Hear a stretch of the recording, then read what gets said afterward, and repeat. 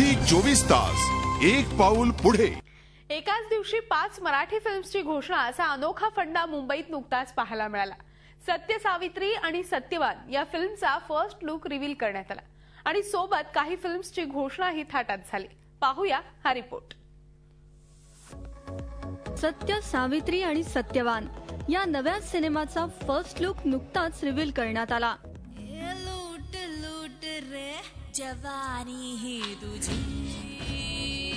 श्री यमाई पिक्चर्सची निर्मिती असलेल्या आणखी 4 फिल्म्सची घोषणा यावेळी करण्यात आली। सर्वेश परब यांचं दिग्दर्शन असलेली सत्य सावित्री आणि सत्यवान ही फिल्म नेमकी आहे तरी कशी त्यांनाच विचारूया। चित्रपटाबद्दल बोलायचं झालं तर ही पौराणिक फिल्म नाहीये, देवादिकांची फिल्म नाहीये, पण जर तुम्ही टायटल सोबत त्याचे व्हिज्युअल्स जर बघितले तर तुम्हाला अंदाज येईल की इट इज समथिंग डिफरंट। तर संतोष मांजरेकर यांनी पाठलाग या बिग बजेट फिल्मची घोषणा केली।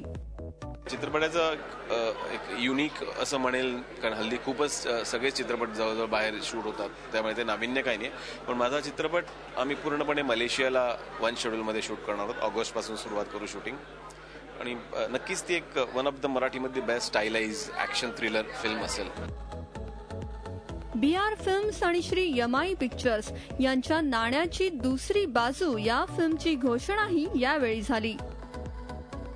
हम लोग ये पिक्चर काफ़ी टाइम से सोच रहे थे बनाने के लिए, और जब मौका आया हमको एक मराठी फिल्म बनाने के लिए और सचिन जी जब जुड़ गए तो वी वर वेरी एक्साइटेड। उसके बाद तो फिर हम लोग ने कुछ सोचा नहीं इस बारे में।